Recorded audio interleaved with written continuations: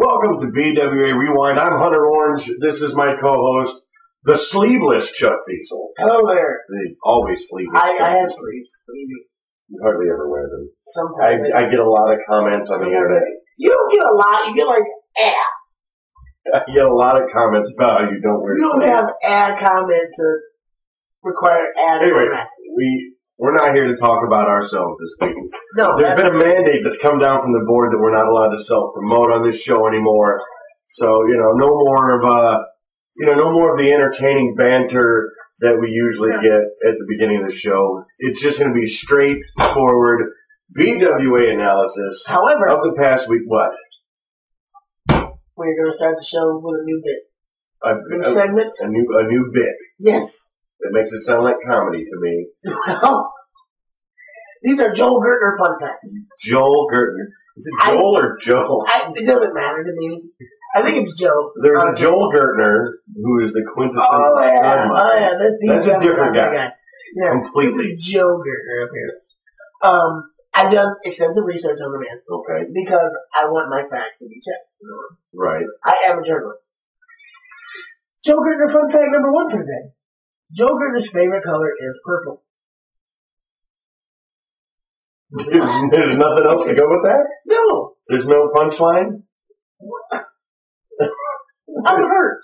Alright, well, we got to break down what happened this past week in the BWA. This past week, an implosion in front of a sold-out YMCA in Kansas City of 700 people.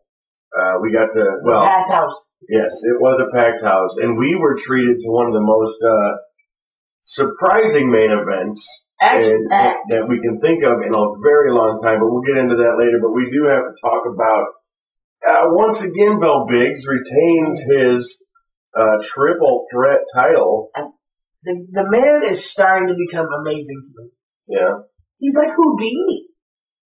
Well, he's just taking advantage of the times when he can't. He's capitalizing on the mistakes of his opponents or capitalizing on the run-ins of, whatever happens. He's making the best of it, and he's coming out looking like roses every time he defends that triple threat title. It's damn impressive. Now, we also had a tag team title match.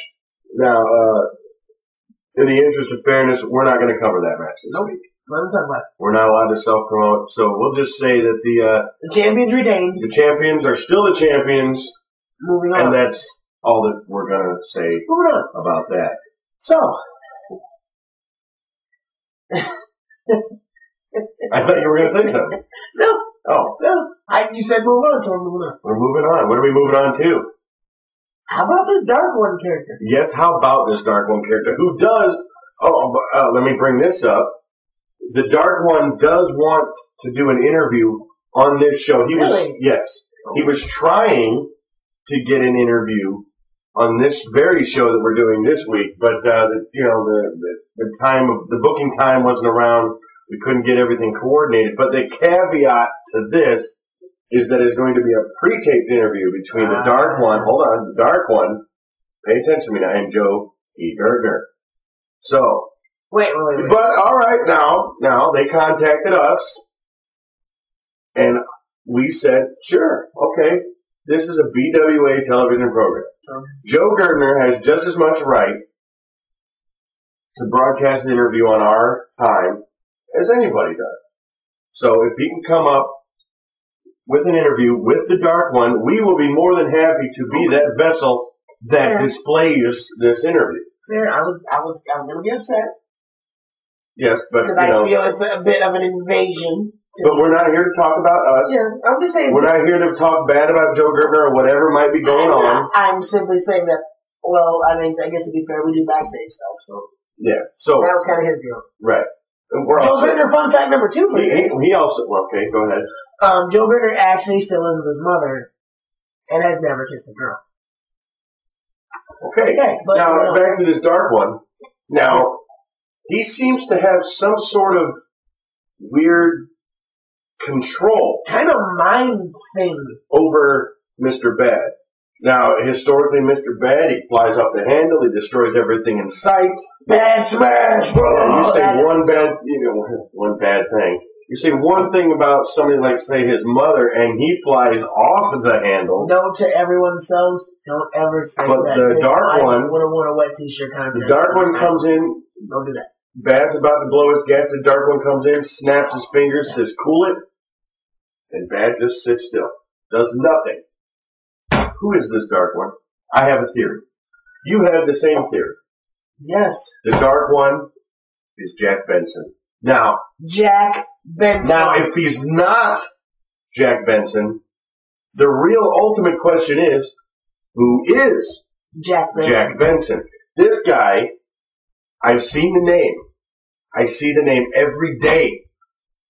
I have not seen the person. I thought he was like an executive producer. Who knows who Jack Benson is? Who knows who Jack Benson is? If you have any information on the whereabouts of Jack Benson. Identity of. Yeah, exactly. Like a facial description, anything. Is he blonde hair? Is he brunette? What's going on? I'm willing to go as far as. Does he have a vagina? I'm willing to go as far as to throw out a $5. A $5? $5. $5 reward. I thought you were going to promote I thought you were going to be. I thought we had a sponsor for a second. No, we almost did. No. But we lost that one too. So, but no, just because I just want to know who the guy is. Yeah, we want to know who Jack Benson is. It's really, it's the story of the year. To me. You know, somebody might say it's Legion. Somebody might say it's Lords of the Ring. Yet another person might say it's this new stable we have, the Gauntlet. Tell me more about them. I don't understand that one much. Well, it just kind of happened. Okay. I don't know. It's Miami Mike. I think it's Shin Hayabusa. And Leon. Oh. Okay. So I think that, there might be somebody else in there, but I don't quite remember. It just happened. Boom. We're in the Gauntlet locker room. Okay. Huh. All right. Speaking of Gauntlet members and unsuspecting 5-star match of the year caliber main events. Oh, man. You got Jason Rieger, Miami Mike for the BWA Heavyweight Championship. Now, and let me just say before you say this. Okay. Miami Mike. Very nice. Very nice. I thought he had it. Now, he didn't come away victorious. Oh, but he did not come away victorious. He is, and I guess the caveat is he can't get a title shot again, but somehow he did. I don't know. But, whatever. Things change. But, Miami Mike put on the performance of a career against Jason Rieger. And I'm not going to take anything away from Jason Rieger. No. But he's been there before. He knows what it is to be, as awful as you want to say the Legion is, not the Legion, as awful as you want to say Legion is, I would never. all of those guys never would call them awful. They know what they're doing, with the exception of maybe two. I'm not gonna name who they are, but everybody in Legion knows what they're doing. So when somebody, you expect Jason Rieger to perform at the level. Big dumb, a little dumb, but yeah, we know what. Yeah, we expect Rieger to perform at the level that he did. Absolutely. Most people perceive Miami Mike as a lower card, mid card guy at best.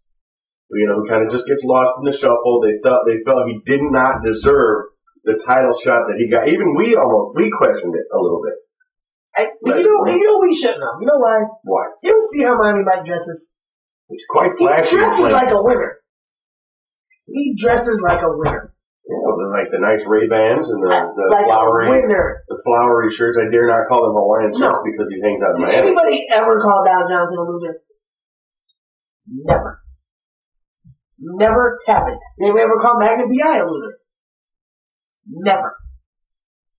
I don't think Don Johnson wore flowery shirts, though. But it's not the point. But he had a style about it. Yeah. You know what I'm saying? You're saying it's the attitude. It's the whole, Miami Mike has an aura. You see what I'm saying? It's like success is attracted to him. Like, right. I don't know. Well, hey, These things happen. I'd say like handicap stickers are But we do want to give major props to Miami Mike for putting on the show of a lifetime this week. I thought you had in front of all 700 adoring fans. It's just a shame I was not able to call that match due to being suspended. But that's okay.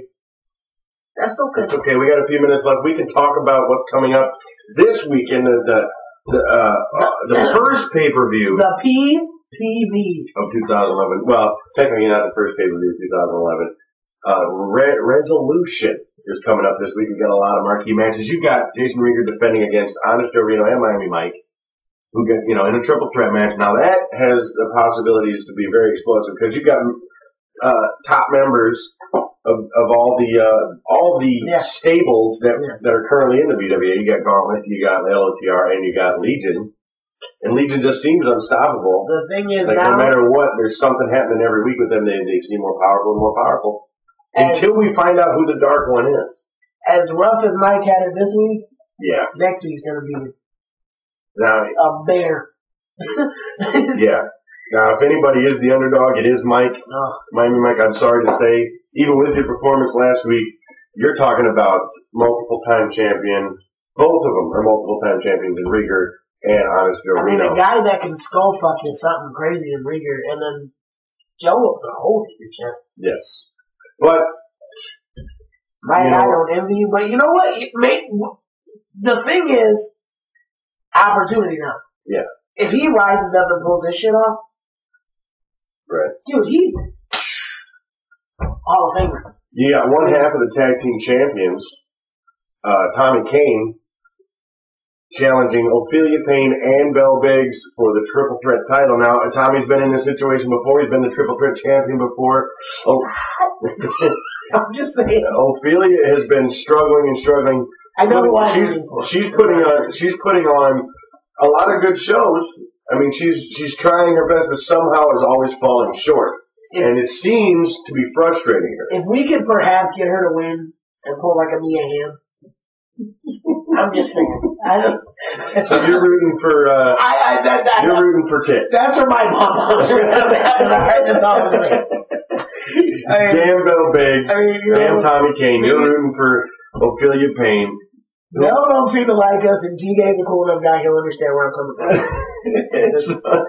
So you got that, and we'll see if Ophelia can finally pull the trigger on winning this triple threat title. She's competed for it time and time again. She did have she had a match last week with Apathy. We didn't cover it, but just glossed over it. I think it just happens. Women's wrestling. Who talks about that? What?